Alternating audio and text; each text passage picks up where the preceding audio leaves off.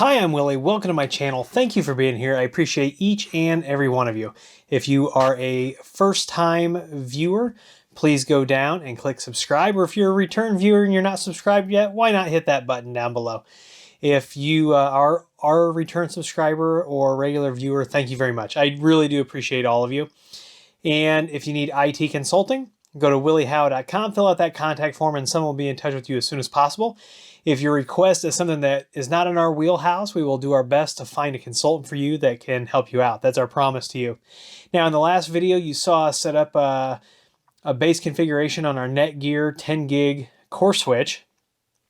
And you also saw me install the hard drives and the SSD cache, the NVMe cache on this DS1621XS Plus. So now what we're going to do is we're actually going to go ahead and install the DSM on here. We're also going to do just a base setup. We're going to plug it in, make sure we've got 10 gig. And then in another video, we'll add this external enclosure. But I want to do some speed tests with this, see how fast this thing really is, throw some VMs on it. So in this first video, we're going to go ahead and set it up, and then we'll copy some files to it, maybe set up a VM, and then in a follow-up video, that's when we're going to break out our server with the 10 gig NICs, and we're going to do 10 gig videos with this and the UC3200. So if you don't remember what I'm talking about, it is this device, the Synology DS1621XS Plus. Remember, this has got an Intel Xeon 4-core processor. Right now, it's only got 8 gigs of RAM. Thank you to Synology for sending this out. I did reach out to my contact this morning to see if he would send me over the 32 gig kit, because if they don't let me keep the UC3200 for running VMs, then we're going to have to migrate all the VMs over to something that we're getting ready to create. And I've got some that I want to run long term. I've got some that I want to use for videos and things like that. So we'll have to have a home for those. And this makes sense if I don't get to keep the UC3200. So let's go ahead and go over to the computer and get this thing set up. All right, so here we are over at our Netgear switch. And what I wanted to do is I wanted to take a look. I've got everything plugged in. So I have the Synology NAS plugged in. If you're following me on Twitter, Instagram, TikTok, all those things, you're going to see a little video that I put together, me plugging the cables in. But what I want to do is I want to see if this thing is actually registered at 10 gig. So it is going to be plugged into this copper port right here. And I've got good... so it says green LED, which is what I've got here, is 10 gig. And blank means that there's activity. So yellow is either 100 meg or 1 gig, which is what the uplink to the network would be here, and then what my laptop is right here. So according to this, we've got a 10 gig link. And I'm just using a Cat 5e cable, but it's very short. It's 1 meter. So I went ahead and I opened find.synology.com. If you're not familiar with this, if you've got a Synology and you're on the same network as the Synology, and you literally go to find.synology.com, it's going to search the subnet that you're on. Sometimes it'll search a little further, but don't count on that. Just count on it searching the subnet that you're on for your Synology devices. So you can see here that it found the Synology NAS, and it knows it's a DS1621XS Plus and is not installed. So we're going to go ahead and connect. We're going to power read the EULA. That all looks good. Here's the privacy statement. That all looks good. And so now what it's going to do is it's going to walk us through setting up our new Synology. So set up your DS1621XS now. Now remember, I've only got 2 disks in here. I've got the 2 SSDs that they sent. So that's what we're going to use to get started. So let's set this up. We're going to do an install. All the data is on disk 1 and 2. Yep, we understand. It's going to wipe those. There's going to be nothing on them. and it says that the NAS is going to be ready in approximately 10 minutes. Do not turn off the power during this procedure. So it is formatting the system partition, and we're going to go ahead. Oh, we just jumped to 45%, and now it is downloading DSM. And I want to say that this is between a 3 and 600 megabyte download. I can't remember exactly how big that is off the top of my head. While that's doing that, let's go back over here real quick. I want to go over here to the switch. I just want to zoom in on this and see. Oh yeah, look at that. It's a little blurry. It's a little blurry, but I'm pretty happy with how big this graphic kind of blew up here. That's cool. All right, so this is at 59%, so we're going to take a quick pause, and as soon as this is done, we will be right back. All right, so believe it or not, it took way less than the 10 minutes, like way less. So that was awesome. So it's probably got to do with the combination of the hardware that's in there plus the internet connection, all kinds of stuff. So let's go ahead and give this a name. So we're going to call this WH-1621-lab. And we're going to create our super secret passwords, which they're probably not going to be happy with. And that's fine. And right now I'm going to skip the quick connect step. And I'm not going to do that. All right, smart update, device analytics. Yes, we're going to let, because Synology asked about the analytics, we're going to let them have those analytics. So right here, they suggest that we enable Security Advisor. I don't think that's necessarily a bad thing, right? So if you've never run Security Advisor before, this is going to walk you through some of those best practices things that we always talk about. Real quick though, while that's running, I want to open up the storage manager. And what we've got here, we've got no storage yet. Okay, so here we can see the Synology 1920 gigabyte or 1.8 terabyte SSD drives. We can see our caching devices here. Very cool. Very cool. So SSD cache, please create volumes or LUNs. Let's see.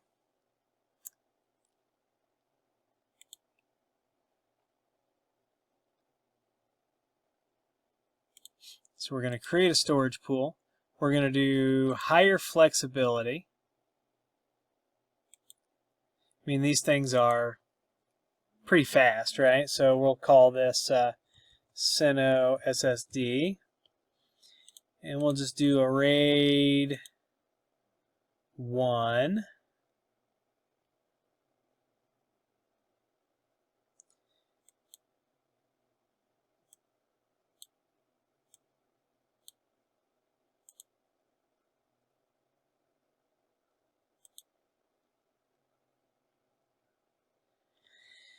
Let's see. Do we want to perform a drive check? Nah, I'm not going to perform a drive check on these SSDs. We're going to go ahead and apply that. Now we've got to create a volume. So we're going to use our RAID 1. And we are going to use BTRFS, because this will allow us to do some more flexible things later. ext4 is a great file system. It's a very popular file system, but we're going to go ahead and use BTRFS for now. And we're going to call this Syno SSD, just so we're on the same page here. So we remember what that is.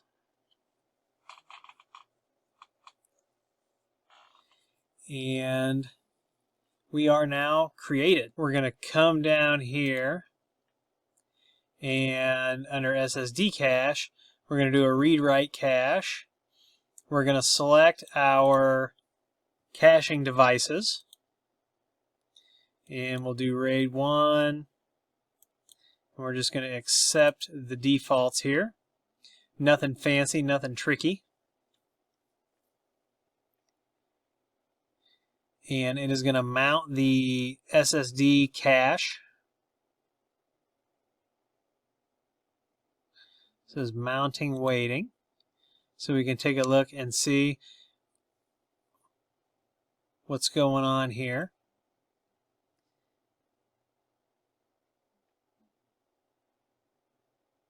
I'm a sucker for graphs and blinking lights, if you haven't noticed.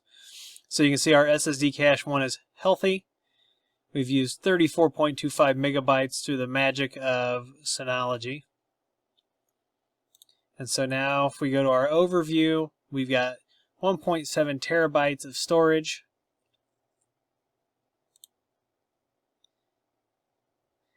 We've got SSD cache, which is SSD cache 1, and we are ready to rock and roll, start putting some packages on. Let's hop back over and look at this security advisor.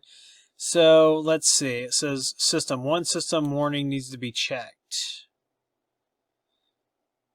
Do not allow DSM to be embedded in iframe, and it tells us where to go to fix that. So there's a couple of things that we're actually going to do here, and this is just one of them. Under control panel security, we're going to check that. The other thing that we're actually going to do, though, right now everything is being sent over 5,000, which is an unsecured port. It's just HTTP. So the other thing that we're going to do real quick is we're going to go to network and DSM settings, and we're going to automatically redirect everything to 5001. Now Synology will probably actually recommend us not using these default ports, and that's okay. We're not going to open this to the outside world right now. It's going to be inside, but if we do open it to the outside world, we definitely have the option of changing those ports. We're going to finish going through the security advisor here real quick. I'm not sure why I'm not being redirected. Okay, so now we are connected via HTTPS. Where is... we'll go to our package manager. We got to bring our security advisor back up here in a second, but it looks like we've got an update. So let's go ahead and update the universal search. Let's bring back our security advisor while that's updating. So we already took care of this.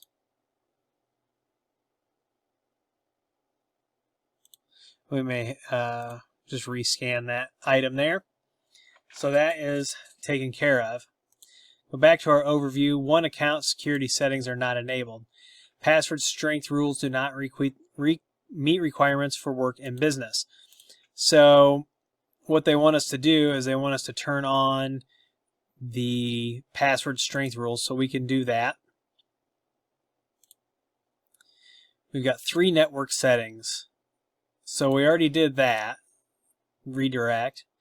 And so here is what I was telling you. They want us to change those ports from 5000 to 5001.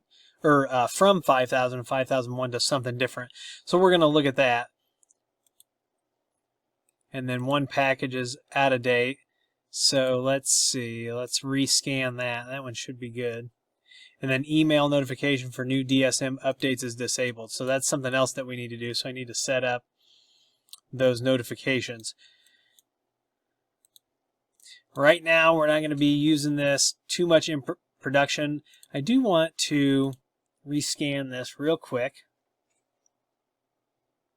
See what it found. Okay, so we've still got this one setting. And what's really funny about this is that it's not what I find funny is it's not complaining that we've got DHCP enabled. So when we start using this for a lot of VMs, we will end up putting a static IP on the NIC. So we don't want that changing. So we've still got this password. Let's see, advanced settings for users. So let's go ahead and we'll do some of this stuff because it does kind of make sense. So we'll go to advanced, And what did it want us to do here? Please enable the following password strength rules: include mixed case, include numeric, and special characters.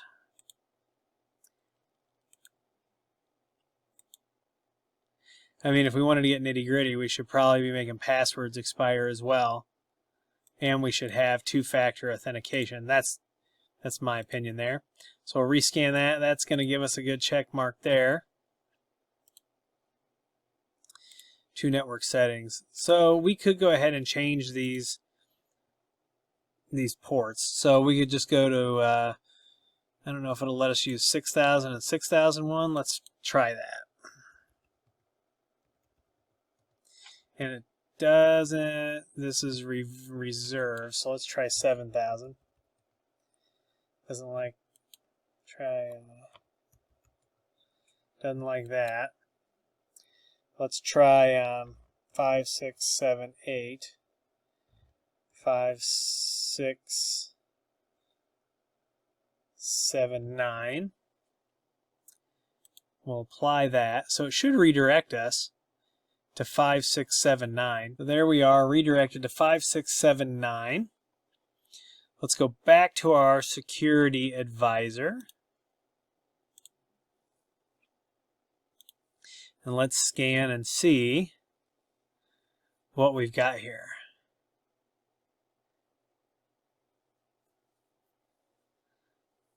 Yeah, if you haven't run Security Advisor, go ahead and give it a shot and see what it says. I always talk to people when we do consultations about changing port 5001. And you don't, I mean, they suggest it. It's kind of like security through obscurity. Especially if you have two-factor authentication enabled, it would take some pretty serious problems for people to be able to hijack those accounts that are protected with two-factor. But I'm not saying that it's impossible. All right, so everything, we are good here. We got results. Here we can look at our login analysis, and here's some advanced things where we can set that security baseline. And it's going to run every Sunday at 4:45. So that is perfect. So real quick, I want to bring up the network. I want to see what the network says we are connected at here. Yep, there it is.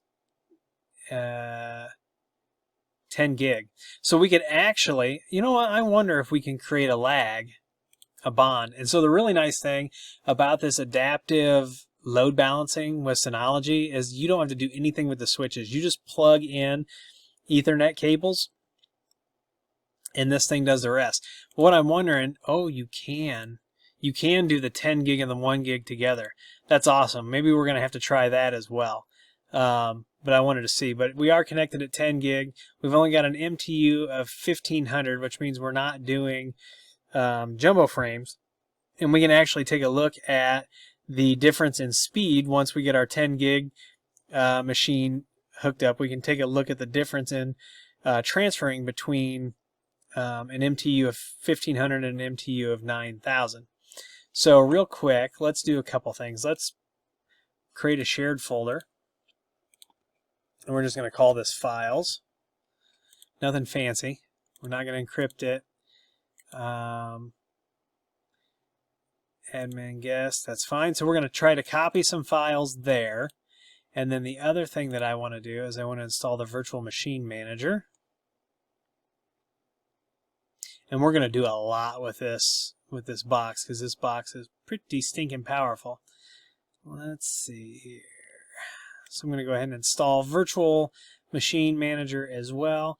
When installing Virtual Machine Manager, Package Center will automatically perform. It's going to install the replication service, so we're just going to tell it yes. And it's going to download these packages and get us up and going. All right, so real quick, what we're going to do is we're going to transfer some files to this. Now, I'm connected to the switch at 1 gig. It's connected at 10 gig. I expect this thing to handily, I expect to bury, you know, whatever my laptop can do with this thing. So let's do 192.168.66.52.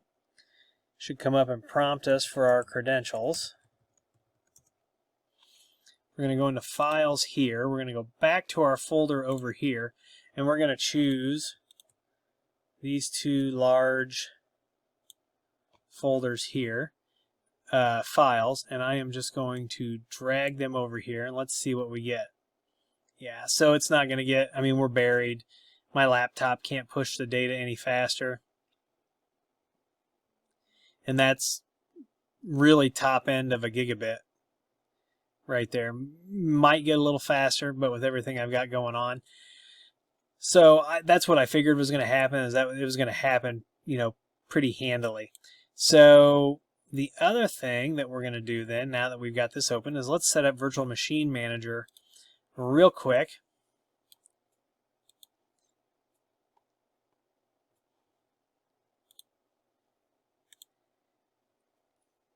And it's going to walk us to the wizard. And what we've got to do is, I believe it's going to have us enable open vSwitch. So let's see what happens here. Oh, it's going to ask us where we want to store our VMs. So we're just going to select volume 1, which is our 1.67 terabyte drives. All right, so our cluster has been created, and you know, we're not doing anything extra with the network, which is probably why we didn't have to do anything else. Anyway, what we're going to do is let's make sure the network is set up so there's a warning. Oh, some network interfaces are disconnected. Yeah. So what we're going to do is we're going to go to virtual machine, and we're going to create a virtual machine, and it is going to be a Linux. We're going to select the standard storage. We're going to call this Ubuntu 18. It's going to be server 1 CPU. We're going to give it 4 gigs of RAM. We're going to give it a 40 gig hard drive, and we're going to leave it on the default network. But let's make sure. Okay, so there's our Mac, and ISO is going to be the Ubuntu 1804 Live, and we don't have the guest tools, and with the newer versions of Ubuntu you may not even need it. We are going to do an auto start on that, and Howe is going to get access for that. We're going to power on the virtual machine after creation. And if you look down here at the CPU and the RAM that we're using, we're barely touching it here. Okay, that must be the machine kicking on, because we saw a CPU and a RAM spike. That's great. So here is our Ubuntu virtual machine booting up here. Error, hardware has no pitch lock. Well, that's interesting. Well, that throws a little bit of a... Nope, it's still going to go. I was like, all right, maybe that's going to throw a little hitch in the giddy up here. We're going to go ahead and do English. We're going to continue for now with... oh, that's cool. So it'll let us know that there's a new installer. But we're going to continue without updating. We're going to let it get DHCP for now. Perfect. We're just really walking through. We're just going to use the entire disk. Like I said, we're not doing anything tricky here. So we're just trying to get a base VM set up for some later things.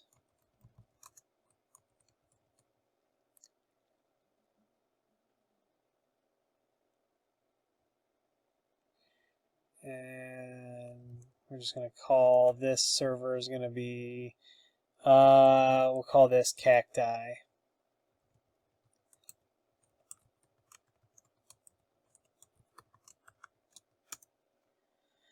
And of course we want open SSH. We're not going to import anything there. I don't think we need anything else here either, to be honest with you. I mean, we can install all these really cool things, but I don't think for the moment we need anything else. So we're just going to do done on that, and this thing is going to go through. It's going to partition the drive, and it's going to do its install. So this is really just going to be, you know, laying the groundwork for what's to come. Let's take a look at the system. So you can see this has only got 8 gigs of RAM.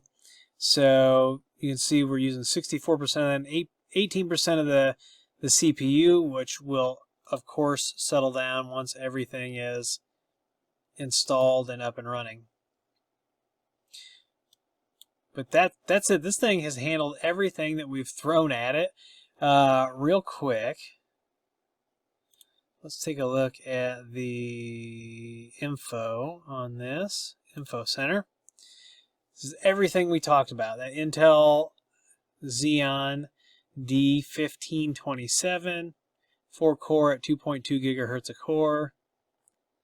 Yeah, this thing is flying. There's our network status, our storage, running at a cool 81 degrees Fahrenheit. Those NVMEs are running at 102 degrees. So I think we're going to have a lot of success with this. I'm not going to walk you through the rest of this installation. Oh, it says installation is complete. So that's done. We'll have this for some future videos. So come back if you want to see more information about this. Like I said, we're going to put the other enclosure on it. We're going to run some VMs on this. Hopefully they'll send that other memory, but if they don't, we'll make do. And then we are going to go to the 10 gig file transfer test. And then we're also going to do some transfers directly between the UC3200 and the DS1621XS Plus. All right, that's it for this video. If you liked the video, please give me a thumbs up. Please subscribe. Please comment and share. Please follow me on Twitter and Instagram. Those handles are down below. If you need that IT consulting, go to williehowe.com, fill out that contact form. If you'd like to support the channel by using any of our affiliate links that are down below, they don't change your price. They do kick a couple bucks over to the channel to keep things rolling in. It's always appreciated, but don't feel pressured on that. Once again, I want to thank all of you for being here. Come back for the next video. And as always, I'll see you in the next video.